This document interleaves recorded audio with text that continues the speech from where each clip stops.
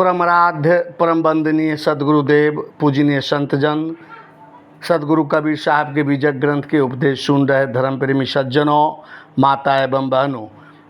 सदगुरु कबीर साहब का मूल ग्रंथ बीजक है और बीजक ग्रंथ के शब्द 12 का संक्षिप्त विवेचन आप लोगों के समक्ष प्रस्तुत कर रहा हूँ।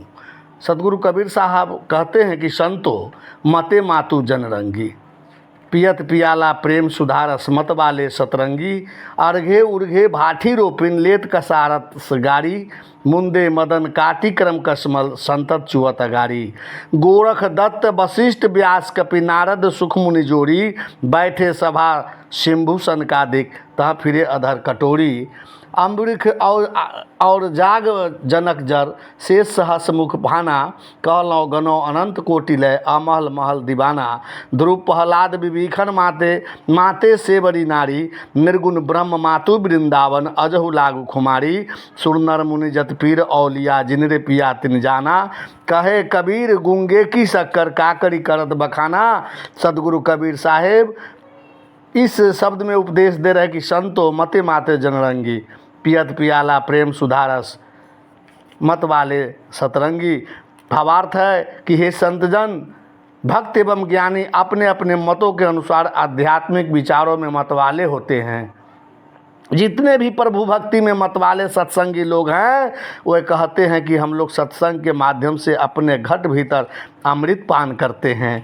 जितने भी आध्यात्मिक पथ के पथिक हैं वे सभी किस प्रकार अपनी अपनी समझ के अनुसार, कोई जड़ प्रकृति में तो कोई अविनाशी तत्व एवं चिरंतन सुख की खोज में लगे रहते हैं।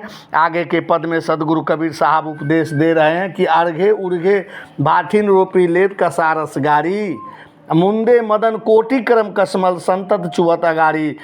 कि वे साधक जन शरीर के निचले तथा ऊपरी भाग को मानो भट्टी बनाकर अनुभव का परिपक्व रस निचोड़ लेते हैं। वे काम वासना को जीतकर कर्म संस्कारों तथा मोह को समाप्त कर निर्मल हो जाते हैं। जिस प्रकार मदिरा बनाने के लिए भट्टी बनाई जाती है तथा महुआ के सड़ाकर भट्टी में रख दिया जाता है और गर्म करने के बाद धीरे धीरे नली द्वारा मदिरा चूता है, ठीक उसी प्रकार शरीर को भट्टी बनाकर कर्म संस्कारों को सराया जाता है तथा ज्ञान वैराग तथा भक्ति की अग्नि जलाकर प्रेम सुधारस को निचोड़कर अमृत रस साधक लोग पीते हैं। कहते हैं कि मुंदे मदन कोटि क्रम कसमल, अर्थात मदन का दमन कर दिया जाता है। कहने का तात्पर्य यह है कि साधक की काम वासना निवृत्त हो जाती है तथा बहने वाली ऊर्जा राम में लग जाती है। साहेब अगले पद में उपदेश दे रहे हैं कि गोरख दत्त व्यास कपि नारद सुख मुनि जोड़ी, बैठी सभा शंभु सनकादिक तहाँ फिरे अधर कटोरी। अध्यात्म के अमृत रस को चखने के लिए गोरखनाथ, दत्तात्रेय, वशिष्ठ, वेद व्यास, हनुमान, नारद, सुखदेव मुनिजन शिव सनकादिक सब सभा में जुड़कर अमृत का पान किए हैं। कहाँ तक नाम गिनाया जाए। कहते हैं अम्बरीश और याज्ञवल्क्य जनक शेष सहस मुख भाना, कहलो गनो अनंत कोटि लो अमहल महल दीवाना।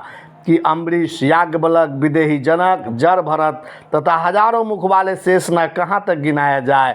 अनंत कोटि त्यागी और गृहस्थ उस अमृत पान के लिए दीवाने हुए हैं। ध्रुव प्रहलाद विभीषण माते माते से बड़ी नारी, निर्गुण ब्रह्म मते वृंदावन अजहु लागी खुमारी। ध्रुव प्रहलाद और विभीषण भी मतवाले हुए, सबरी नारी भी मतवाली हुई थी। कहा जाता है कि निर्गुण ब्रह्म की सगुण रूप में वृंदावन के गोपियों के साथ रास किया। सज्जनों, निर्गुण ब्रह्म की कितनी बड़ी विडंबना है कि कृष्ण की 16,108 रानियां थी। जब आप महाभारत की किताब पढ़ेंगे तो श्री कृष्ण द्वारा कोई स्त्री गमन तथा रास क्रीड़ा का वर्णन नहीं है। श्रीमद् भागवत के 10वें स्कंद तथा ब्रह्मवैवर्त पुराण तथा गर्ग संहिता में श्री कृष्ण कोई रास लीला नहीं किया था।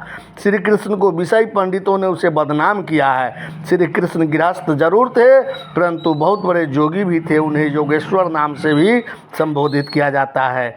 साहेब आगे उपदेश दे रहे हैं कि सुरनर मुनि अति पीर औलिया जिंद पिया तिन जाना, कहे कबीर गूंगे की शक्कर क्यों कर करे बखाना।